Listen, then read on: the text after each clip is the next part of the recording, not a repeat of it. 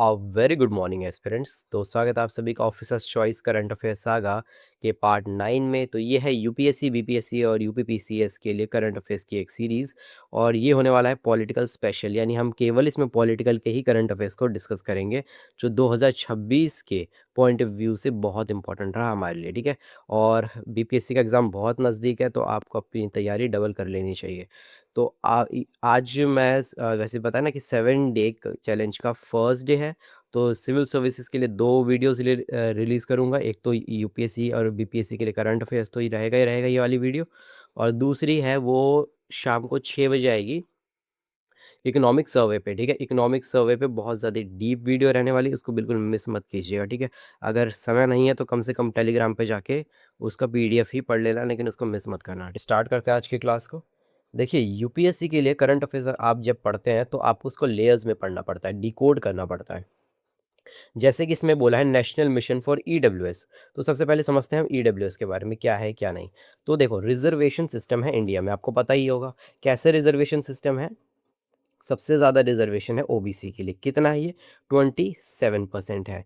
हुआ क्या था? हुआ सबसे पहले आता है कालेकर कमेटी, है ना, उनके द्वारा ये मांग रखी गई थी ओबीसी के लिए, रिजर्वेशन के लिए। ठीक है, और फिर क्या हुआ था, इनकी मांग को बहुत साल तक डिले किया गया। फिर आते हैं बीपी मंडल जी 1979 के टाइम पे, और उन्होंने ये आवाज़ उठाई, और इनके कहने पर, ठीक है, बाद में क्या हुआ, रिजर्वेशन दिया गया ओबीसी को। उससे पहले ही रिजर्वेशन किसको मिल चुका था? एससी और एसटी के। एससी को रिजर्वेशन कितना है इंडिया में? 15% है, और एसटी को कितना है? वो है आपका 7.5% है। ठीक है, और अगर आप सभी को जोड़ दोगे तो कितना परसेंट बनता है? 49% बनता है। होता क्या है कि इससे ज़्यादा परसेंट का क्या रिजर्वेशन की डिमांड की गई थी, ठीक है, जो बीपी मंडल के द्वारा है कि 27 से भी ज़्यादा दो। लेकिन एक केस क्या क्या इंदिरा स्वामी केस किया गया, ठीक है, जिसे बीपी मंडल केस भी कहा जाता है। तो उसमें ये बोला गया कि जनाब, आप जिस तरीके से मतलब रिजर्वेशन बांटते जा रहे हैं, सरकार को बोला, तो ऐसा तो एक टाइम आएगा 70-80% तो रिजर्वेशन सीट ही रह जाएगी, तो जनरल वाले कहाँ जाएंगे? तो उसके वजह से कैप लगाया गया 49% पे। ये चीज़ क्लियर हुई। फिर उसके बाद आता है क्या, 2019 में मांग उठने लगी जनरल कैटेगरीज में से कि इकोनॉमिक वीकर सेक्शन का भी कुछ कीजिए। जो गरीब है, दो तरीके के जनरल लोग हैं ना, तो जो ठीक ठाक कमा रहे हैं और दो बहुत गरीब हैं, मतलब गरीबी में जी रहे हैं लेकिन फिर भी जनरल है, तो उनके पास कोई सुविधा नहीं है। ठीक है, तो इनके लिए बनाया गया ईडब्ल्यूएस कैटेगरी। ये कोई कास्ट के बेस्ड पे नहीं थी, ये इनकम की बेस्ड पे पहली कैटेगरी कह सकते हो आप इसको। ठीक, इनको कितना 10% दिया गया। कौन से कॉन्स्टिट्यूशन अमेंडमेंट? तो 103 से। ठीक है, तो ये क्लियर हो गया ईडब्ल्यूएस का। अब सुनो, होता क्या है कि 25% quota in a private school made a national mission. ये है इनका नेशनल मिशन। ठीक है, ये सरकार का नेशनल मिशन है कि जो प्राइवेट स्कूल हैं उसमें 25% कोटा रखा जाए। ठीक है, किसके लिए? ईडब्ल्यूएस बच्चों के लिए। होता, मैं अगर मैं इसको थोड़ा और पीछे बैकग्राउंड में जाने की कोशिश करूं, क्योंकि जाना ज़रूरी है कि इंटेंशन क्या है। होता पता है क्या है कि जो प्राइवेट स्कूल्स हैं उनकी फ़ीस बहुत हाइक है। ठीक है, फ़ीस देखना मतलब पता नहीं क्या बना रखा है इन लोगों ने। अब उस फ़ीस को जो हमारी गवर्नमेंट डायरेक्ट कभी नहीं बोलेगी कम करने के लिए। कभी सोचा ऐसा क्यों? सरकार, आप कितना भी बोल दो कि ये 5,000 मतलब ₹500 वाली किताबें 5,000 में बेच रहे हो, तो उसके खिलाफ आप बोलोगे तो सरकार कभी उसके खिलाफ नहीं बोलेगी। ठीक है, क्यों? क्योंकि जितने भी प्राइवेट स्कूल्स होते हैं, जनरली इसे ऑपरेट किया जाता है किसी न किसी एमएलए, किसी न किसी नेता, या उसके भाई या उसके बहन, इसी के द्वारा ऑपरेट किया जाता है। क्योंकि देखो, जो ज़मीन होती है ना, प्राइवेट ज़मीन जहाँ पे स्कूल खोला जाता है, उसको वो मिलना ही बहुत मुश्किल है। ईज़ ऑफ डूइंग बिज़नेस हमारे इंडिया में ना, मतलब नामात्र का है। ये केवल जो बिज़नेसमैन हैं उन्हीं को मिलता है, या तो आप किसको मिलता है कि बहुत बड़े जो पॉलिटिशियंस हैं इसको। ठीक, तो ये पॉलिटिशियंस के रिलेशंस में ही लोग जनरली होते हैं जो प्राइवेट स्कूल चलाते हैं, इसीलिए सरकार उनके खिलाफ बोलती नहीं है। अब जब आवाज़ उठने लगी इनकी फ़ीस के बारे में, तो फ़ीस इन्हें कम करनी नहीं है, तो क्या बोला कि एक काम करते हैं, 100 में से ना 25 बच्चे हम ले लेंगे, ईडब्ल्यूएस वाले बच्चे ले लेंगे। ठीक है? ये कर सकते हैं हम। ठीक, इ इनकी इनकर इनको थोड़ा ना पैसा-वैसा माफ़ करेंगे।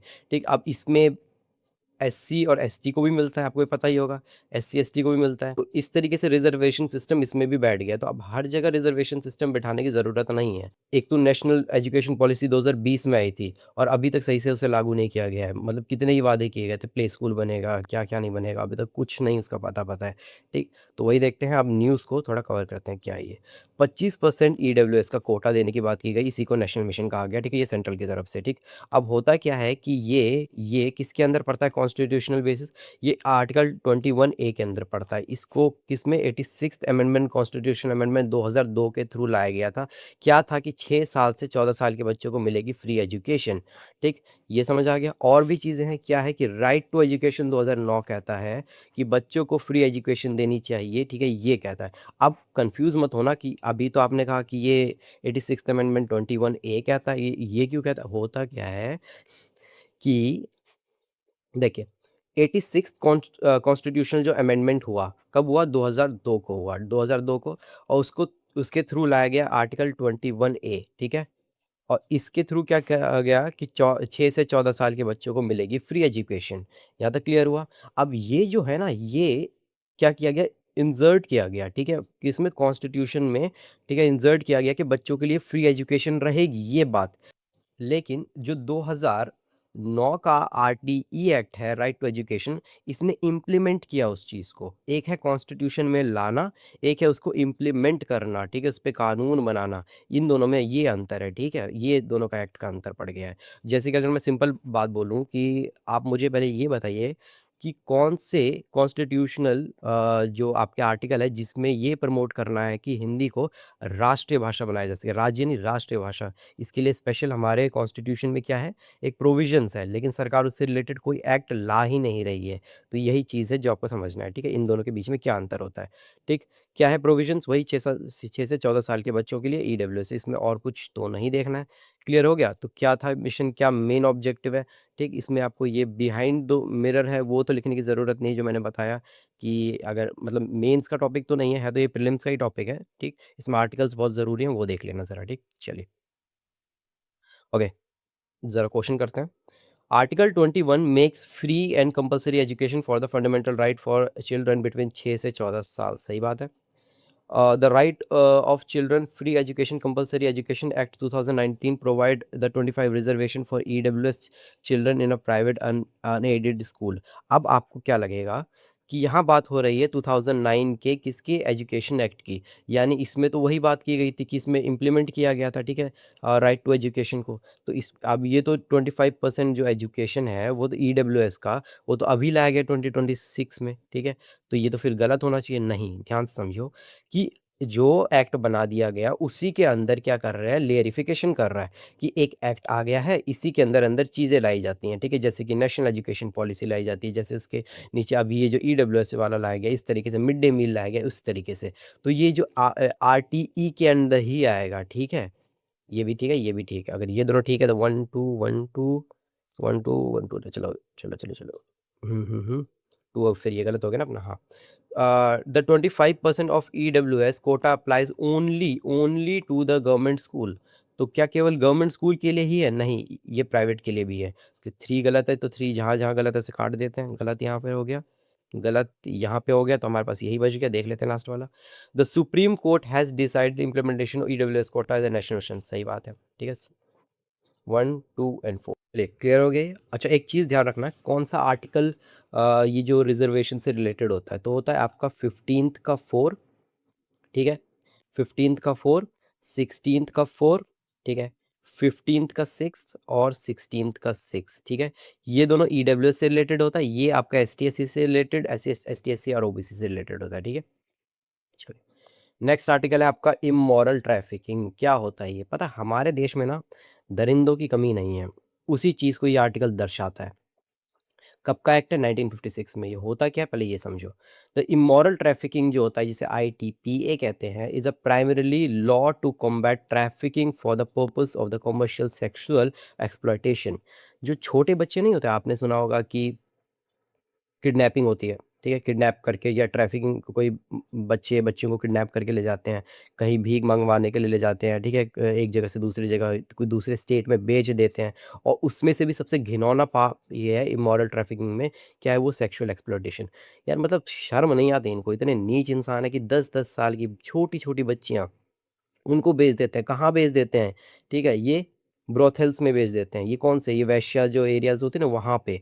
यार तुम कैसे इंसान हैं ये लोग? तो वो उसी चीज़ को रोकने के लिए सुप्रीम कोर्ट ने बोला ज़ीरो डिले। होता क्या है, सुप्रीम कोर्ट बहुत बार से पहले ये ठीक है, आपने मैंने इससे पहले भी करंट अफ़ेयर्स करवाए थे शुरुआत में ही, तो बताया था सुप्रीम कोर्ट ने ना वार्निंग भी दी है इस चीज़ के लिए कि आप डिले मत कीजिए, आप मतलब उस चीज़ को ना इम्प्लीमेंटेशन कीजिए, ये जो इमोरल ट्रैफिकिंग है, ठीक है, किडनैपिंग है, इस चीज़ को रोकिए। लेकिन जो स्टेट है और जो हमारी जो पुलिस है, हमारी जो जो गवर्नमेंट है, वो मतलब ना तो उस पे कोई पावरफुल लॉज़ ला रही है, ना कुछ, बस चले जा रहा है। अब हमारे देखो कितना मतलब ये एंशिएंट टाइम का ये खरीद-बिक्री अभी तक वो ख़त्म नहीं हुआ है। तो इसीलिए सुप्रीम कोर्ट ने डाँटा और बोला कि मुझे नहीं पता आप क्या करोगे, लेकिन अब मेरे को इसमें कोई भी डिले नहीं चाहिए, ये जो पूरे जड़ से मिटाना है। पोलियो मिटा दिया हमने देश से जड़ से, लेकिन ऐसे घिनौना काम अब तक नहीं मिटा पाए हैं। तो उसी से रिलेटेड है ये टॉपिक, यहाँ तक क्लियर हो गया? कि अब क्या कहते हैं, the act aims to prevent कौन सा ट्रैफिकिंग को रोकना है, ठीक है, और प्रोटेक्ट करना है, ठीक है, रिहैबिलिटेट करना है। रिहैबिलिटेट का मतलब जिसको बचा के लाओगे उनको घर देना है, उनको स्थान देना है, ठीक है, अच्छे लोगों के पास पहुँचाना है, ठीक, ये चीज़ें होती हैं। ओके, तो इसमें क्या-क्या है ये देखना, प्रोवाइड रेस्क्यू एंड रिहैबिलिटेशन समझ आ गया, उसका एम्पावर मैजिस्ट्रेट, मैजिस्ट्रेट को ज़्यादा ताकत दी गई, डीएम्स को ज़्यादा ताकत दी गई, ताकि जो विक्टिम्स को, ठीक है, ब्रोथल से निकाल देते, जो पता है क्यों ताकत दी गई? जो ये जो एरियाज़ होते हैं, वेश्याज़ एरिया जो होते हैं, जो आपको मैंने बताया कौन से एरियाज़, ब्रोथल्स जो एरियाज़ होते हैं, तो वहाँ पर क्या होता है ना, इनका पावर चलता है। वहाँ पर पुलिस भी खाई होती है, ठीक है, मतलब सभी नहीं, लेकिन कुछ ना कुछ वहाँ के जो लोग होते हैं, वहाँ वो भी सपोर्ट करते हैं, वहाँ के जो पॉलिटिशियन हो वो भी सपोर्ट करते हैं, और वो एरिया है ना जल ग्रो करता रहता है, ठीक है। आपने मूवीज़ में देखा होगा किस तरीके से वो उनका अपना ही एक मतलब ज़ोन बना रखा होता है। तो डी वहाँ के डीएम को, जो भी जिस एरिया मतलब वहाँ के जो नियर डीएम है, तो उसको इतनी पावर दी गई कि वो वहाँ पर छापा मार सके, और ऐसे-ऐसे ज टाइम टू टाइम छापा मार के, ठीक है, ऐसे बच्चों को बचाया जा सके, ठीक है। इसीलिए इनकी पावर को बढ़ाया गया। ये चीज़ ध्यान में रखना, ठीक। और सुप्रीम कोर्ट ने क्या बोला कि जल्दी से जल्दी स्पेशल पुलिस ऑफिसर्स अपॉइंट करो, जो कि छापा मारे, ठीक है, वहाँ पे देखे, ये इम्प्लीमेंटेशन करे इस लॉ के बारे में, ठीक। और पनिशमेंट इतनी कड़ी रखो कि मतलब आगे से कोई इसको एक्सप्लॉइटेशन ये ऐसे कर ना पाए, ठीक। यही है ज़ीरो डिले प्रोटोकॉल, ठीक। क्लियर हो गया चीज़? Okay. Okay. The ITPA is India's primary law to the combat trafficking for the purpose of the commercial sexual exploitation. Clear? ठीक। तो पहला सही है, तो ये भी ठीक है, ये भी ठीक है, ये भी ठीक है, तो ये गलत हो गया। उसके बाद act provides the rescue and rehabilitate to victims, provide protective homes, ये भी बात सही है, ठीक है। रिहेबिलिटेट करना है ना, तो सेकंड ठीक है, तो ये भी ठीक है, ये भी ठीक है, ये भी ठीक है, ठीक है। उसके बाद आता है मजिस्ट्रेट के पास को एम्पावर्ड किया गया under act to removal of victim from the brothels, ये भी ठीक है ना।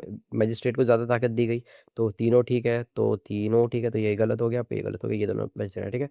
The Supreme Court has directed states to union territory, सभी को ये बोले ज़ीरो डिले चाहिए, ये भी ठीक है, ठीक है। तो इस बार चारों ठीक है, डी ठीक है इसका, ठीक। चलिए, तो क्या न्यूज़ है जल्लीकट्टू से रिलेटेड? तो जल्लीकट्टू जो है एक फेस्टिवल है, कहाँ का फेस्टिवल है? तमिलनाडु का है, ठीक है। तमिलनाडु का फेस्टिवल है जो जनवरी में मनाया जाता है, मदुरई के साइड में ये, और ये एक जगह है पुडुकोट्टई नाम के उस एरिया में, ठीक है। तो इससे रिलेटेड क्या न्यूज़ है? ये है पीसीए एक्ट से रिलेटेड जो उसका उल्लंघन कर रहा है। पीसीए एक्ट क्या होता है? ये होता है एक्चुअली में prevention of cruelty to the animals act 1960। Acts के पीछे का जो डेट है ना, वो अच्छे से याद कर लेना ज़रा, ठीक है। ये डेट चेंज कर देता है वो। ठीक। तो होता क्या है कि इसमें एक गेम होता है, ठीक है? ये रहा आपका बुल। बुल यहाँ पर एक जितना मैंने समझा है इस गेम को कि एक बॉल होता है, बॉल फेंकते हैं और बॉल को कलेक्ट करना होता है। तो जो बुल उसको देख के भड़क जाती है और इधर-उधर वो पीछा करने की कोशिश करती है। तो ये चीज़ है, ठीक है? इसमें काफ़ी बार बुल को भी चोट आती है, लोगों को भी चोट आती है। तो इसी वजह से जो एनिमल वेलफेयर वाले नहीं होते, उन्होंने कर दिया केस। क्या कर दिया? ये बोला कि ये एक्चुअल में पीसीए का उल्लंघन है। तब जाके जो तमिलनाडु है, तमिलनाडु अमेंडमेंट 2017, डेट अच्छे से याद रखना, 2017 लाया गया, और ये बोला गया कि जल्लीकट्टू को क्या रखा जाएगा, बिल्कुल स्ट्रिक्ट किसमें निगरानी में रखी जाएगी, ठीक है। कि जो भी, अब ये बंद तो नहीं कर सकते क्योंकि एंशिएंट टाइम से चला आ रहा है ये, ठीक है, बहुत पुराने टाइम से चला आ रहा है। तो इसके फेस्टिवल को आप कंटिन्यू कर सकते हो, लेकिन इसमें बिल्कुल, ठीक है, रूल एंड रेगुलेशंस रहेगी, ठीक है, पुलिस रहेगी, सब कुछ रहेगी वहाँ पे। तो ये चीज़ें हैं, तो उसी से रिलेटेड है, ठीक है। तो प्रोविएट्स क्रुएलिटी, इसकी फीचर्स की बता रहा हूँ, पीसीए किसी से मतलब आपकी एनिमल क्रुएलिटी से, ठीक है। तो उसका जो एक्ट है वो प्रोविएट करता है cruelty to against the animals को एम्पावर करता है, क्या एनिमल्स को प्रोटेक्ट करना, ठीक है, यही सब चीज़ें हैं इसमें। आप ये बस इस पे ध्यान रखना कि कौन सा अमेंडमेंट है, 2017 का अमेंडमेंट है जिसमें निगरानी रखी जाती है, ठीक। और कहाँ होता है ये होता है आपका मदुरई साइड में होता है, ठीक। ये चीज़ क्लियर हो गई? ओके। तो ये तो वन लाइनर है, ये तो आप खुद कर सकते हो। ठीक, चलिए नेक्स्ट आते हैं। ये नेक्स्ट आर्टिकल है Mathura Gyanvapi dispute Allahabad high court hearing. देखिए मैंने जितना अपना प्रिपेयर किया है तो मैंने रिलीजियस टॉपिक्स पे क्वेश्चंस बहुत कम देखे हैं। ठीक है, यूपीएससी बनाता है तो हमें इसे पढ़ना क्यों, इसलिए पढ़ना है क्योंकि इसमें एक चीज़ ना इनलज है, वो है क्या कि प्लेस ऑफ वर्शिप एक्ट 1991, ये बहुत इंपॉर्टेंट एक्ट, आपको पता होना चाहिए। तो होता क्या है कि इलाहाबाद हाई कोर्ट ने क्या डिसाइड किया कि उसने बोला शाही ईदगाह जो है, ये रहा शाही ईदगाह मॉस्क्यू, ठीक है, ये शाही ईदगाह मॉस्क्यू, ठीक, मथुरा में पड़ता है, ठीक, वो और ज्ञानवापी जो वाराणसी है, ये मेंटेनेबल रहेगा under places of worship act 1991।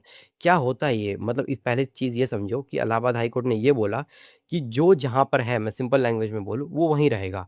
ठीक है, चाहे वहाँ पर मंदिर मिल जाए, जहाँ पे गुरुद्वारा मिल जाए, चाहे वहाँ पे कुछ भी मिल जाए एविडेंस, उसको नहीं चेंज किया जाएगा। ठीक है, तो यही कहता है आपका प्लेसेस ऑफ वर्शिप एक्ट 1991। दरअसल इसमें कहते क्या है, कहते हैं कि the places of worship act 1991 was enacted to preserve religious character, जो जहाँ है वहीं रहेगा। ठीक है, existed at the time of India's independence, और कब से, जो मतलब जो 1947 15 अगस्त के टाइम पे जो इमारत जहाँ पर है वहीं रहेगी, चाहे उसके नीचे कुछ भी मिल जाए, आपको उसको तोड़ के उसको नई चीज़ बनाने की कोई इजाज़त नहीं है। इसी को कहा जाता है। आप बोलोगे राम मंदिर कैसे बन गया, राम मंदिर इसलिए बना था क्योंकि जहाँ पर राम मंदिर बना उस ज़मीन को पहले क्या किया गया था 1991 में, बताओ, डिमोलिश किया गया था मॉस्क्यू को, बाबरी मॉस्क्यू को। जब वहाँ पर कुछ बचा ही नहीं तो वहाँ पर किस तरीके से वॉरशिप एक्ट, तो वहाँ कुछ ना कुछ स्टेब्लिश करने के लिए अब दोनों, ठीक है, दोनों आपस में विरोध कर रहे थे कि क्योंकि हमने सारा अपना प्रूफ दे दिया है। अपने जो हिंदू ग्रुप था वो ये कह रहा था, मुस्लिम ग्रुप का ये कहना था नहीं हमारा मॉस्क्यू तोड़ा गया था, इसके बीच में आपस में बहस हुई थी। ठीक है, और काफ़ी लंबा चला था ये केस, अब आप फिर जाके ये राम मंदिर बना। ठीक, तो जो चीज़ समतल हो गई, जो चीज़ वहाँ से निकल गई, वहाँ पर तो बन सकता है। ठीक है, लेकिन इसके बाद भी कानून बनाया गया, जब ये टूटा था तो काफ़ी स्ट्रिक्ट कानून बनाया गया था, और इसी से रिलेटेड दो आगे चल के बॉम्ब ब्लास्ट भी हुए थे काफ़ी सारे, है ना? तो हर चीज़ का अपना एक वो होता है, इम्पैक्ट होता ही है ना, थर्ड लॉ ऑफ न्यूटन वाला हाल। ठीक, तो एक तो यार देखो, मैं देखो अब मैं रिलीजियस नहीं जाना चाहता, लेकिन इसको तो यार आपको मानना ही पड़ेगा ना, क्योंकि अगर ये जो मैंने फ़ोटो दिखाई नहीं है, मतलब क काट दिया यार ये इस चैट जीपीटी ने। इस साइड अगर देखोगे ना तो बिल्कुल आपको मंदिर की आकृति का यहाँ पर चीज़ें दिख जाएगी। जब सब कुछ बिल्कुल क्लियर है तो समझो ना उस चीज़ को, ठीक है? तो इशारा को चाय कॉफ़ी, ठीक? चलो इधर ध्यान दो। तो क्या है ये, मैंने आपको बता दिया कि ज्ञान वापी मस्जिद का क्या डिस्प्यूट था, आपको कौन से एक्ट याद करना है, इसमें याद करना है कौन सा, वॉरशिप ऑफ 1991 का एक्ट, जिसमें बोला गया जो 15 अगस्त पे जो जहाँ रहेगा वहीं रहेगा, कोई चेंज नहीं किया जाएगा। ठीक है, और ये किससे, इस पे क्या विवाद निकला था, वज़ू खाना वाला विवाद निकला था। ठीक है, हाथ धोने वाली जगह पे, ठीक है, क्या मिल रहा था आपको, कहते थे शिवलिंग मिला है, तो यही सब चीज़ें हुई थी। ठीक, okay, what is the primary objective of the places of worship act 1991, तो मैंने वो बता दिया कि क्या है, क्यों लाया गया इसे 1991, ये भी पता होना चाहिए, इसलिए लाया गया ताकि आपस में क्या बने, रिलीजियस कैरेक्टर हार्मनी बनी रहे, यानी इसका मतलब है एक दूसरे के प्रति है ना द्वेष ना हो, लड़ाई झगड़ा ना हो, इसीलिए इसको लाया गया। ठीक, चलो चलिए क्वेश्चन लगाते हैं। ओके, तो देखते हैं क्या है हमारे पास। द एक्ट सीक्स मेंटेन करना है, क्या करना है, religious character, religious harmony to all the places of worship existed और 15 अगस्त 1947, जो 1947 के टाइम पे जैसा था वैसे ही रहेगा, रहना चाहिए, मेंटेन रहना चाहिए ताकि रिलीजियस हार्मनी बनी रहे, ये बात सही है। ठीक है, दूसरा है इट कम्प्लीटली बाज, ठीक है, appeal legal proceeding to alter the religious character of the place of worship. देखो इसमें ना आप बिल्कुल 50-50 भी कह सकते हो। देखो इसमें कोई ब्लैक एंड व्हाइट नहीं है कि सही गलत है। क्यों? क्योंकि ये एक कह रहा है कि पूरी तरीके से, पहले ये कह रहा है कि लीगल प्रोसीजिंग बिल्कुल मना है, ठीक है? रिलीजियस कैरेक्टर हार्मनी बनाए रखने के लिए प्लेस ऑफ वर्शिप, जैसे जो वो था मस्जिद था वहाँ पे, उस पे किसी प्रकार की लीगल प्रोसीजिंग नहीं हो सकती। ये एक्चुअली में एक्ट कहता तो है, लेकिन ये भी हो सकता है, तो आंसर तो वैसे सही होना चाहिए, लेकिन ये भी हो सकता है कि कंप्लीटली तो नहीं यार, नहीं होना चाहिए। क्यों? क्योंकि लीगल प्रोसीजिंग हुई थी। अगर आपको पता है ज्ञानवापी में, ठीक है, सर्वे हुआ था, लीगली वहाँ पर टीम गई थी, तो ये हो भी सकता है, नहीं भी, अब ये डिपेंड करता है कि यूपीएससी क्या मानता है, ठीक? तो वो यूपीएससी के ऊपर है, ठीक है? तो इस तरीके के क्वेश्चंस आपको घुमा सकता है, ठीक है? इसमें फिर वो किस्मत पे आ जाती है। तो अगर मैं जितना समझूँ तो ये सही है, ठीक है? तो ये भी सही है, ये भी सही है, तो 1 2 1 2 ये गलत हो गया, ये गलत हो गया, 1 टू 1 टू, ठीक है। The acts prohibits conversion of place of worship into different religion, जो चीज़ें हैं उसको चेंज करके दूसरे रिलीजन की चीज़ में बदलना, जैसे कि मस्जिद को तोड़ के मंदिर में बदलना है अब के टाइम में, तो बिल्कुल मना है इस एक्ट के अकॉर्डिंग, यही तो बात है, ठीक है। तो ये भी बात सही है, 1 2 3, ठीक है, ओके, ठीक है। तो नेक्स्ट है, under the act court can entertain क्या है, historical claims to restore the religious character to place of worship, restore किया जाए रिलीजियस कैरेक्टर को, मतलब इसका ये कह रहा है कि अगर अगर वहाँ पर मिल गया, ठीक है, मस्जिद के नीचे मंदिर, ठीक है, तो रिस्टोर वापस मंदिर लाया जाए और मस्जिद को तोड़ दिया जाए इस तरीके से। तो क्या ये एक्ट कहता है? नहीं, बिल्कुल नहीं कहता ये एक्ट, तो ये तो उल्टा बचा रहा है, तो गलत हो गया ये। तो 1 2 3, ठीक है, 1 2 3 ये होगा, ठीक है। क्या बज गया? सुबह सुबह 4 बजे का अलार्म। आह, बताओ, 3 बजे से क्लास ले रहा हूँ। अब मतलब पता है प्रॉब्लम क्या हो रही है ना यार, देखो, दिन में क्लास लेना मुश्किल हो जाएगा क्योंकि शोर इतना होता है, फ़ोन से क्लास ले रहा हूँ तो इसमें नॉइज़ कैंसिलेशन ऐसा कुछ होता नहीं है, तो आपको ही प्रॉब्लम होगी, इसीलिए मैं रात को ही क्लास ले रहा हूँ, ठीक है। चलिए, नेक्स्ट आर्टिकल है the right to the menstrual health के बारे में, ठीक है। मेंस्ट्रुअल हेल्थ क्या होता है? ये जिसे क्या कहते हैं हम, पीरियड्स, ठीक है, उसी के बारे में है, उससे रिलेटेड। तो सुप्रीम कोर्ट ने क्या बोला? सुप्रीम कोर्ट ने ये बोला भाई कि आर्टिकल नंबर 21 जो है, यानी फंडामेंटल के अंडर आता है क्या? मेंस्ट्रुअल हेल्थ, ठीक है, किसके अंदर आता है? फंडामेंटल, ठीक। और इसको क्या बोला गया? Right to life and dignity, ठीक है। ये जो आर्टिकल 21 है ना, ये काफ़ी मतलब क्या है, वर्सेटाइल आर्टिकल है। इसके अंदर बहुत सारे देखने को मिलते हैं, ठीक है। राइट टू इलेक्ट्रिसिटी से लेकर, ठीक है, राइट टू प्राइवेसी, ठीक है, उसका राइट टू आपका किस चीज़ से रिलेटेड, लाइफ से रिलेटेड हो गया, तो ये सारे इसी में ही पढ़ते हैं, ठीक है। तो right to life and dignity याद रखना, आर्टिकल 21 के पार्ट थे, कहाँ से लिया गया? जापान से लिया गया। मेंस्ट्रुअल हेल्थ की बात की जा रही है, ठीक है, ओके। और एक और चीज़ है कि इसको आर्टिकल 14 इक्वालिटी से कैसे जोड़ दिया? इसको इसलिए जोड़ दिया गया कि अगर सरकार इनके, ठीक है, वुमेन्स के लिए अगर ये नहीं करती हैं, ठीक है, बच्चियों के लिए ये सब नहीं करती हैं, कि ये हाइजीन बहुत ज़रूरी है, ठीक है, स्कूल में अगर ये सब फैसिलिटीज़ प्रोवाइड नहीं करवाती, तो आप डिस्क्रिमिनेशन ही तो कर रहे हो, क्योंकि इसके वजह से उनकी जो ड्रॉप रेट बढ़ेगी, ठीक है, स्कूल आना कम कर देंगे, तो दिक्कत क्या होगी? हमारी जो प्रोडक्टिविटी में दिक्कत होगी देश की, ठीक है, महिलाएं पीछे छूट जाएंगी, तो उस चीज़ से आप क्या इनक्वालिटी को प्रमोट कर रहे हो, इसीलिए तो, ठीक है, इसीलिए आपको डिकोड करना आना चाहिए, ठीक है, कि कौन सा आर्टिकल कहाँ फिट बैठ सकता है। तो आर्टिकल 14, आर्टिकल 21, आर्टिकल 21 ए भी है, ठीक है, राइट टू एजुकेशन। अभी राइट टू एजुकेशन कैसे? ठीक है, जागरूक करने से लेकर, ठीक है, राइट टू एजुकेशन में केवल एजुकेशन नहीं आता, इसमें फैसिलिटीज़ भी आती हैं बच्चों को देने में, ठीक है, जो भी स्कूल में, तो इसीलिए 3 आर्टिकल से याद रखना, आर्टिकल 14, 21 और 21 ए, तीनों रिलेटेड आपका मेंस्ट्रुअल, ठीक है, हेल्थ से रिलेटेड है, ठीक। क्लियर हुआ ये चीज़? ओके। नेक्स्ट आपका, क्या रिकमेंडेशन दिया सुप्रीम कोर्ट ने? सुप्रीम कोर्ट ने बोला क्या कि access to safe menstrual health से रिलेटेड बोला उन्होंने, ठीक है, उनकी डिग्निटी को, ठीक है, सिक्योर करना है और सेफ, ठीक है, हाइजीन बनाए के रखना हुआ है, फैसिलिटीज़ प्रोवाइड करवानी है। ड्रॉप रेट जो है, मैंने जो अभी बताया, उसको जी इससे बढ़ रहा है ड्रॉप रेट, ठीक है, अगर मतलब जो स्कूल में, ठीक है, जो लैक ऑफ फैसिलिटीज़ होती है इससे रिलेटेड, ठीक है, तो उसकी वजह से ड्रॉप रेट बढ़ रहा है। इसीलिए आपने नोटिस किया होगा स्कूल में अब, ठीक है, ये प्रोग्राम चलाया जाता है, ठीक है, सैनिटरी पैड्स के डिस्ट्रीब्यूशन का, ठीक, ये चीज़ क्लियर हो गई। और ये याद रखना कि ये मैटर ऑफ चैरिटी नहीं है कोई, ठीक है, ये कॉन्स्टिट्यूशनल ऑब्लिगेशन है स्टेट की जिम्मेदारी है वो चीज़ करे। डीपीएसपी है, और डीपीएसपी के साथ एक फंडामेंटल राइट भी है, ठीक है। और डीपीएसपी और फंडामेंटल राइट में क्या अंतर होता है कि जो फंडामेंटल राइट होता है वो आपका कोर्ट में क्या होता है, उसको आप ले जा सकते हो, डीपीएसपी को नहीं ले जा सकते, ठीक है, ओके। पॉलिसी एंड गवर्नेंस डेमिशन, ठीक है, तो क्या क्या मतलब पॉलिसी, मतलब गवर्नमेंट क्या क्या इस पे क्या क्या कदम उठा रही है वो देख लेते हैं। फ्री एंड अफोर्डेबल, ठीक है, सैनिटरी पैड्स प्रोडक्ट मतलब मार्केट में अवेलेबल करवाना है, ठीक है। स्पेशल टॉयलेट्स इस चीज़ के लिए, ठीक, ये प्रोवाइड करवाना है, जो कि अब तक तो मैंने ऐसे देखा नहीं, मैंने सुना भी नहीं है इसके बारे में। सेफ डिस्पोजेबल, इसके बारे में भी मतलब ऐसा कुछ होता नहीं है, ये तो एक ही है ना। तो ये सब चीज़ें फैसिलिटीज़ प्रोवाइड करवानी चाहिए, अवेयरनेस बहुत ज़रूरी है, जो अभी स्पेशली देखो, ये पता है कि वुमेन ही वुमेन की दुश्मन है। मैंने इंस्टाग्राम का भी खोलना, और मेंस्ट्रुअल साइकिल से अगर कोई भी रिलेटेड टॉपिक्स आता है ना, तो सबसे पहले मजाक कौन बनाती हैं? जो इन्फ्लुएंसर वुमेन है वही मतलब मजाक बनाएगी अपनी उसी चीज़, ठीक है, इन सब चीज़ों का, जबकि उनको खुद अवेयर करना चाहिए इन सब चीज़ों से रिलेटेड, ठीक है। अब बाद में मेंस आते हैं इस चीज़ के लिए, ठीक है, अब मेंस जो कर रहे हैं तो वो तो क्या कहें ठीक है, अगर ऐसा आप कर रहे हो तो उसके लिए मजाक बनाना बंद करो, ठीक है, सब चीज़ नेचुरल, ठीक है। तो ये चीज़ क्लियर हो गई, वही चीज़ें हैं, ठीक, क्वेश्चन करते हैं। With the reference to the right to menstrual health, consider the following statement. The menstrual health has been linked to the Article 21 as a part of the right to the life and dignity. बात सही है.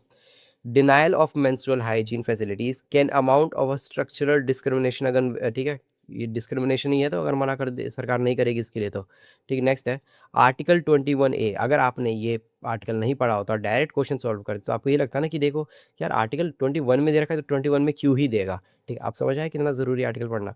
Linked with menstrual health because lack of facilities में increase school drop out. ठीक है, ये भी बात सही है अपना, तो तीनों स्टेटमेंट ठीक हो गया. चौथा, supreme court can observe the menstrual health is not a matter of charity. ठीक है, but and not a constitutional. ठीक है, क्या है ऑब्लिगेशन एंड स्टेट. ठीक है, सुप्रीम कोर्ट ने ये ऑब्जर्व किया, बोला क्या, जो मेंस्ट्रुअल हेल्थ है ना वो एक मैटर ऑफ चैरिटी है, not a matter of charity है. गलत, सुप्रीम कोर्ट ने उल्टा बोला ना, वो बोला कि कॉन्स्टिट्यूशनल ऑब्लिगेशन है, मैटर ऑफ चैरिटी नहीं है. ठीक है, ये चीज़ क्लियर हुई. उसने ये बोला कि ये दायित्व है सरकार का. ठीक है, ये कोई चैरिटी करने वाली चीज़ नहीं है. ठीक, ये लोग चैरिटी क्यों करे, सरकार करे, अपना पैसा खर्च करे, टैक्स किस बात का ले रही है. ठीक, 1 2 3. ठीक, तो 1 2 3 कहाँ गया, 1 2 3 ए है इसका आंसर. हम्म. आज का लास्ट आर्टिकल है ये, UAPA redefining the terrorist act. ठीक है, हमारे देश में ना एक पता नहीं क्या चल रहा है, क्या चल रहा है, ये चल रहा है. ठीक है, अनलॉफुल एक्टिविटी को भी अब टेररिस्ट एक्ट के अंदर घोषित कर दी गई है. जैसे कि अगर मैं एक सिंपल एग्जांपल दूं, अभिनय सर हैं, लड़ रहे हैं हमारे लिए. ठीक है, मतलब एज अ टीचर तो बहुत कुछ कर रहे हैं. ठीक है, न्यूज़ में जा जा के बोलते हैं. किसी दिन सरकार का मूड खराब हुआ, सरकार उन पे ना UAPA का एक्ट लगा सकते हैं. ठीक है, कैसे, मतलब लेकिन उसके लिए प्रूफ करना पड़ता है आगे चल के, वो अलग चीज़ है. कैसे, ये बोल के कि जो ये व्यक्ति है ना हमें भड़का रहा है, ठीक है, देश विरोधी काम कर रहा है, तो इसको टेररिस्ट घोषित कर दो. ठीक है, यहाँ तक की बात आ सकती है. लेकिन आगे चल के वो केस लड़ सकते हैं, वो अलग चीज़ है, उनके पास ये वो रहती है, ताकत रहती है. तो यही चीज़ बोला गया कि क्या होता है ये. ठीक है, ये द कोर्ट ने बोला टेररिस्ट एक्ट है. क्या टेररिस्ट एक्ट है, नो केवल फिजिकल वायलेंस नहीं, बम बंदूक चलाना ये केवल टेररिस्ट एक्ट नहीं है. टेररिस्ट एक्ट आपकी कॉन्स्पिरेंसी भी हो सकती है, आपने कोई षड्यंत्र रचा इकट्ठा करने के लिए. ठीक है, उसके बाद अगर आपने चक्का जाम करने की कोशिश किया, पैरालाइज करने की कोशिश किया स्टेट को, वो भी एक टेररिस्ट एक्ट के अंदर कंसिडर किया जाएगा. जैसे कि अभी इसी के अंडर कोशिश की गई क्या, जो कॉकरोच जनता पार्टी का हेड नहीं है आया अरे यार, आया, तो उसको क्या करने की कोशिश की, पकड़ने की कोशिश की शुरुआत में ही. ठीक है, क्या कि वो क्या कोशिश कर रहा है. ठीक है, वो टेररिस्ट एक्ट के अंदर हमें UPA एक्ट के अंदर टेररिस्ट एक्टिविटी करने की कोशिश कर रहा है. ठीक है, लेकिन सुप्रीम कोर्ट ने इस चीज़ की बात नहीं मानी, वो अलग चीज़, मतलब कोर्ट ने बात नहीं, सुप्रीम कोर्ट तक बात नहीं गई थी उसी चीज़. ठीक है, यही चीज़ होती है UAPA. ठीक है, ये क्लियर हुआ. अब इसमें एक और कमाल चीज़ ये है कि मान लो कोई एक टीचर है, वो बोल रहा है चलो धरना करने चलते हैं. ठीक है, अब क्या करेंगे, धरना करने चलेंगे, भड़काऊ भाषण दे दिया आपको और आप गए, वो तो घर पे ही बैठा है. ठीक, उसको जेल होगी, लेकिन उसको क्या मिल जाएगा, बेल मिल जाएगा. ठीक है, अगर उसने इन्फ्लुएंस किया होगा अपने पास. लेकिन आपने जाकर कर तोड़ फोड़ कर दी तो आपको बेल तक नहीं मिलेगा. यानी भड़काया किसी और ने, ठीक है, वो निकल सकता है, लेकिन आप पीटे जाओगे. तो सोच समझ के ये सब चीज़ें करना, आप पे टेररिस्ट एक्ट भी लग सकता है. तो यही सब चीज़ें हैं. ठीक है, क्लियर हो गया. इम्प्लीमेंटेशंस मैंने बता दिया कि क्यों ज़रूरी है. सुप्रीम कोर्ट ने बोला कि देखिए नेशनल सिक्योरिटी के लिए ज़रूरी है, तो इसीलिए देखो टेररिस्ट में यार सीधा घोषित कर देना छक्का जाम के लिए, ये तो गलत बात है. वो तो हमने भी कॉलेज के टाइम पे किया था, और हमारे मतलब टीचर्स को सैलरी नहीं दिया जा रहा था, तो हमें उतार दिया था, बताओ, ग्राउंड में. और हम तो है ना, बॉयज़ तो होते ही इस काम के लिए, जाके बैठ गए सारे के सारे रोड पे, चक्का जाम. डीएम आ गया, बताओ ये कहाँ की कॉलेज की बात है, DDUC की बात है, आपने सुना होगा, दिल्ली यूनिवर्सिटी की एक कॉलेज है. ठीक है, ओके. तो non violent methods that aim destabilize the state, यानी ऐसे स्टेट को पैरालाइज करने की एक्टिविटी को रोकना है हमें. ठीक है, वही सब चीज़ें हैं जो हमने अभी डिस्कस किया है. ठीक है, वही बता दिया मैंने कि पहले क्या था, केवल बंदूक एंड गोली को रखा जाता था. अब क्या है कि अगर कॉन्स्पिरेंसी करते हो, ठीक है, पैरालाइज करने की कोशिश करते हो स्टेट को, वो चीज़ इसमें कंसिडर होती है. तो अब तक हम केवल प्रीलिम्स के क्वेश्चन करते थे, अब हम हर दिन एक ना एक मेंस का क्वेश्चन भी करेंगे. तो क्या ये क्वेश्चन, अरे यार चल जा, क्रिटिकली एग्जामिन, अरे भाई, critically examine the judicial shift, ये है क्वेश्चन. ठीक है, judicial shift context of the national security and the fundamental right, discuss the implications for law enforcement, individual liberty and the principles of the criminal jurisprudence, ठीक है? तो इसमें क्या कहने की कोशिश किया जा रहा है कि आपने जो भी ये टेररिस्ट एक्ट है, जो यूपीए का यूएपीए का एक्ट है, उसके तहत लॉ एनफोर्समेंट तो रख दिया। ठीक है कि हम अगर कोई चक्का जाम करने की कोशिश करेगा, कोई हमारे खिलाफ है ना, कि कोई कॉन्स्पिरेसी करने की कोशिश करेगा स्टेट के खिलाफ में, चाहे वो ठीक है अपनी आवाज़ ही उठाने की कोशिश करे, उसको हम टेररिस्ट के अंदर एक्ट के अंदर डाल देंगे। हाँ, आपके पास अधिकार है, आप कोर्ट में जा सकते हो, लेकिन वो तो फँस गया ना, उस वो तो कोर्ट के चक्कर लगाएगा। तो इसमें लिबर्टी कहाँ गई, पर्सनल लिबर्टी, हमारा आर्टिकल नंबर 19 कहाँ गया? उसका क्लॉज़ नंबर 19 का क्लॉज़ नंबर 1 कहाँ गया? ठीक है? 19 के क्लॉज़ नंबर 1 का ए पार्ट कहाँ गया? ठीक है? फ्रीडम ऑफ एक्सप्रेशन कहाँ गया? तो वही सब चीज़ें आपको इसमें थोड़ा बोलनी है, ठीक है? ज़्यादा आंसर करते वक़्त एक्सट्रीम नहीं जाना है। क्या करना है, ठीक है? बैलेंस लेकर चलना है। कोर्ट की भी क्या सोच है वो प्रेज़ेंट करना है। आपको अपना पॉइंट ऑफ व्यू भी सोच करना है। कैसे? मैंने इसके लिए एक तरह का हिंट दे रखा है कि किस तरीके से आप फ्रेम कर सकते हो। Briefly explain the expanded interpretation of the सबसे पहले आप क्या यूपीएपी का एक्ट इसमें उसको इंट्रोड्यूस करो, मतलब दिखाओ, इंट्रोडक्शन दो इसका, ठीक है? चाहे आपका क्वेश्चन में ये दिया ना हो, फिर भी आप दिखाओ, क्योंकि ये इससे इम्पैक्ट पड़ता है, ठीक है? 80-90% जो है वो अगर पेपर लिखने वाला स्टार्ट करेगा, ठीक है? इमोशनल तरीके से करेगा, ठीक है? आर्टिकल 19 इन सब का यूज़ करेगा। आप सीधा अगर करंट अफेयर्स का ही यूज़ कर दो, ठीक है? इस टेररिस्ट एक्ट का ही यूज़ कर दो, ठीक है? आपसे मतलब ये नहीं दे रखा है और ये आप यूज़ कर दो, ठीक है? क्योंकि इससे रिलेटेड है, तो वो उससे इम्पैक्ट पड़ता है, ठीक है? तो यही चीज़ आपको सबसे शुरुआत में करनी है, करंट अफेयर्स को इसीलिए ज़्यादा महत्व दिया जाता है इसमें यूपीएससी में, ठीक है? उसके बाद analyse the rational behind the क्या मतलब ये जो लाया गया, ठीक है? ये इस किसका पॉइंट ऑफ व्यू दिखाना है आपको? ये कोर्ट का पॉइंट ऑफ व्यू दिखाना है। वो क्या जो मैंने आपको बताया कि पैरालाइज़ कर दोगे स्टेट तो इससे कितनी प्रॉब्लम्स हो सकती है। क्या-क्या प्रॉब्लम्स हो सकती है? कि हमारी नेशनल सिक्योरिटी में प्रॉब्लम हो जाएगी, ठीक है? स्टेट डिसबैलेंस हो जाएगा, डिस्टेबलिश्ड हो जाएगा, वो सब चीज़ें। ओके, तो यहाँ तक तो आपने कोर्ट की भी बात कर दी, इंट्रोडक्शन दे दी। अब यहाँ पर आप अपनी बात रखो, जो मतलब जो इससे अगर आप खिलाफ हो, मतलब इसे अगर आपने एक साइड लिया तो दूसरे साइड लो। दूसरे साइड किस तरीके से?